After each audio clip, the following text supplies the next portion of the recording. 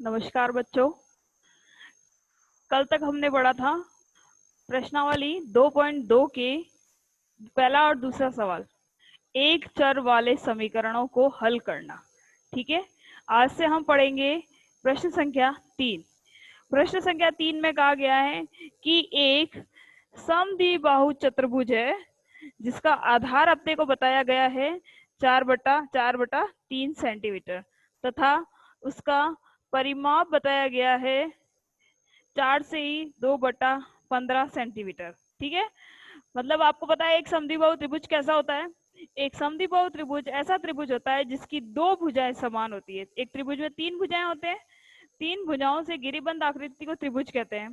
त्रिभुजों को फिर से दो भागों में बांटा गया है, विषमबाहु त्रिभुज, समबाहु त्रिभुज और समद्विबाहु त्रिभुज। ठीक है, अब समद्विबाहु त्रिभुज में बोला गया है कि सम यानी समान, द्वि यानी दो, बाहु यानी भुजा, यानी दो समान भुजाओं वाले त्रिभुज को समद्विबाहु त्रिभुज कहते हैं। अब इन्होंने कह दिया है कि आधार, समझ में आ गया। आधार, आधार यानी नीचे रखी हुई जो कोई भी त्रिभुज होता है, मान लीजिए एक त्रिभुज ऐसा है, ये त्रिभुज है, इस त्रिभुज में अगर ये वाली भुजा इस वाली भुजा के बराबर है तो ये इसके नीचे वाले जो रेखा होती है इसको कहते हैं आधार। क्या कहते हैं? आधार। ठीक है, आधार इन्होंने दे दिया है 4/3 सेंटीमीटर।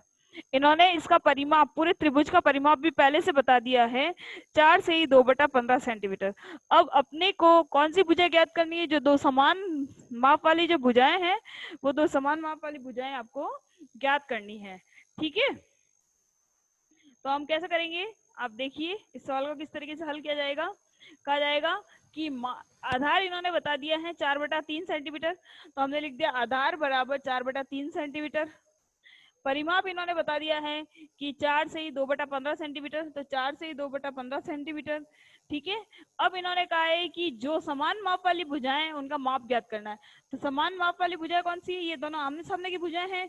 तो हमने लिख दिया है कि एक समद्विबाहु त्रिभुज का, तो माना कि समान माप वाली जो भुजाएं हैं दो है और माना कि उनको x। ठीक है, अब इन्होंने कह दिया है कि इसका परिमाप इन्होंने पहले से दे रखा है, तो हम परिमाप का सूत्र लगाएंगे।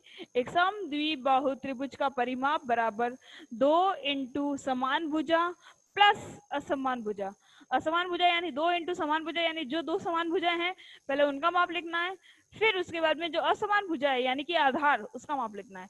ठीक है, तो हमने लिख दिया कि परिमाप के नीचे लिख दिया 4 से 2/15, 2 के नीचे लिख दिया 2, समान भुजा की जगह रख दिया हमने x और असमान भुजा की जगह रख दिया हमने 4/3।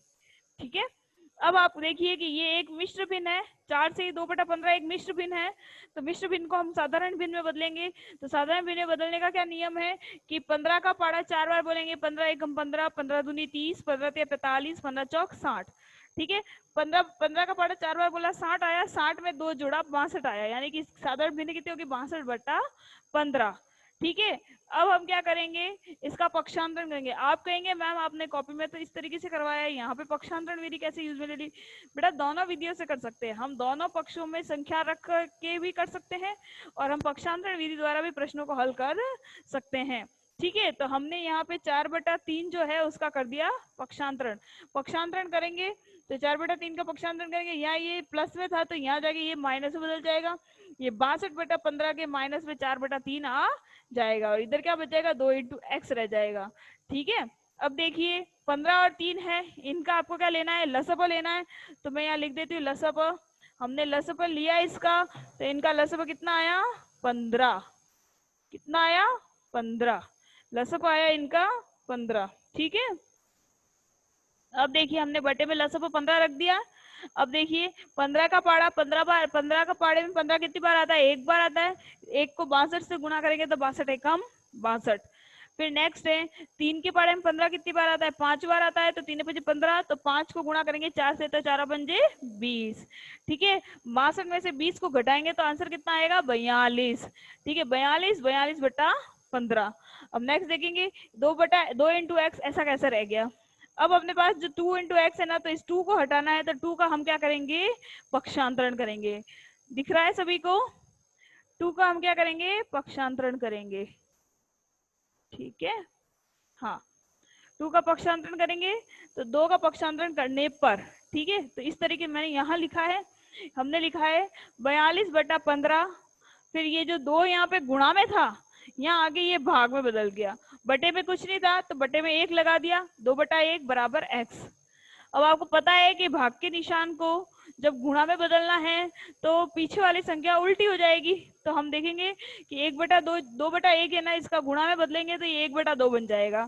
अब हम इस सामने सामने गुणा करेंगे, 42 एकम 42, 15 दूनी 30, x का x, ठीक है, 42/30 आ गया। अब देखिए ऐसा कौन सी संख्या है जिसमें 42 भी आता है और 30 भी आता है, ऐसा कौन सा पाड़ा है?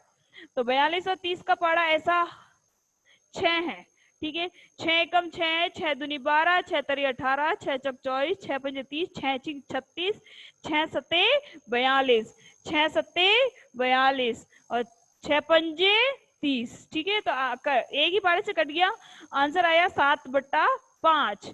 अभी 7/5 है, इसको हम वापस मिश्र भिन्न में उत्तर बनाएंगे, तो किस तरीके से बनाएंगे आप देखिएगा। 7 में 5 का भाग देंगे तो एक बार जाएगा, 5 एकम 5, बचा 2, आंसर आता है 1 से ही 2/5, 1 से ही 2/5। आया समझ में? ठीक है, अब नेक्स्ट क्वेश्चन कल करेंगे।